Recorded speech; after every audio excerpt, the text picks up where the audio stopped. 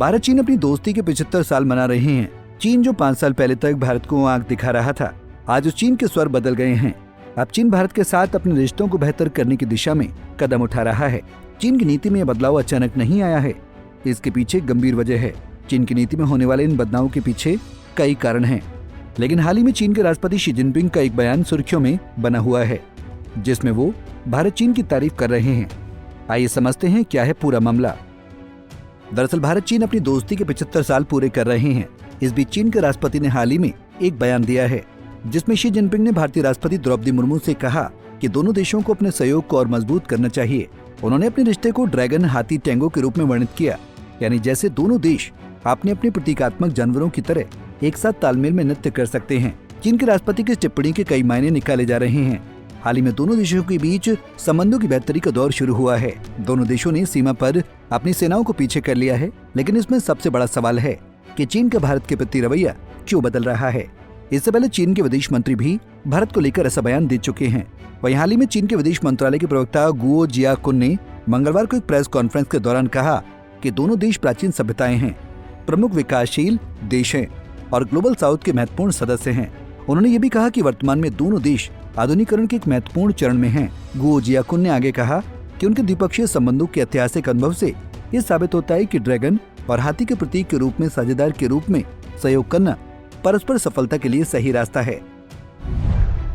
भारत चीन के बीच गलवान में क्या हुआ था? बता दें कि साल 2020 में भारत और चीन युद्ध की कगार पर पहुंच गए थे।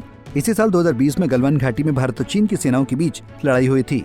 ये झड़प 15 से 16 जून की रात को हुई थी और ये लाइन ऑफ एक्चुअल कंट्रोल पर हुई थी, जो दोनों देशों के बीच सीमा है। इस झड़प में भारत के 20 सैनिक शहीद हो गए थे। भारत ने कहा कि इस लड़ाई में चीनी सैनिक भी घायल हुए थे, लेकिन चीन ने अपने सैनिकों के हताहतों की संख्या के बारे में कोई साफ जानकारी नहीं दी। बाद में चीन ने कहा कि उसके 4 सैनिक गलवान में मारे गए थे, लेकिन इस पर भी सवाल उठे क्योंकि ये जानकारी पूरी तरह स्पष्ट नहीं थी। इस घटना के बाद भारत और चीन के बीच तनाव और बढ़ गया था और दोनों देशों ने सीमा पर अपनी सैन्य तैनाती को मजबूत किया। भारत की ओर से भी इस भिड़ंत में चीन के 30 से अधिक सैनिकों को मारने की बात कही गई, लेकिन 1967 के बाद पहली बार था जब दोनों देशों की सेनाओं के बीच किसी सैन्य गतिरोध में इतने लोग मारे गए। बता दें कि दोनों देशों के बीच सामान्य होते हालातों के पीछे कई वजह हैं। राजनीतिक विशेषज्ञों की माने तो दोनों देशों के बीच इस तरह की शांति बहाली के पीछे जो सबसे बड़ी वजह है वो भारत की ओर से 2020 में चीन की सेना के सामने अपनी सेना की तैनाती करना। भारत ने बहुत कम समय में अपने सैन्य बल को चीन के समक्ष खड़ा कर दिया था। साथ ही भारत ने चीन बॉर्डर पर इंफ्रास्ट्रक्चर का निर्माण बहुत तेजी से किया है, जिससे भारत के सैनिकों की मोबिलाइजेशन में बहुत आसानी हुई है। दूसरी वजह रूस यूक्रेन युद्ध। इस युद्ध ने पूरी दुनिया में युद्ध के तरीकों को बदल कर रख दिया। इतना लंबा युद्ध खिंच जाने के बाद चीन को एहसास हुआ कि भारत जैसे देश के साथ युद्ध का परिणाम उसके लिए घातक सिद्ध होगा। साथ ही चीन भारत की ग्लोबल पोजीशन को नकार नहीं सकता है। ऐसे में चीन अब भारत के साथ अपने रिश्तों को बेहतर करने की दिशा में कदम उठाना चाहता है।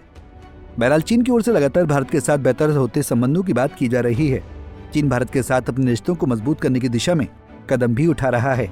हाल ही में दोनों देशों के प्रमुखों ने ब्रिक्स में मुलाकात भी की थी। आने वाले दिनों में दोनों महाशक्तियों के बीच किस तरह रिश्तों में सुधार होता है, इस खबर पर लेटेस्ट अपडेट के लिए देखते रहिए पंजाब केसरी टीवी। हमसे जुड़े रहने के लिए हमारे YouTube चैनल को सब्सक्राइब करें और नई वीडियो की नोटिफिकेशन के लिए बेल आइकॉन को दबाएं।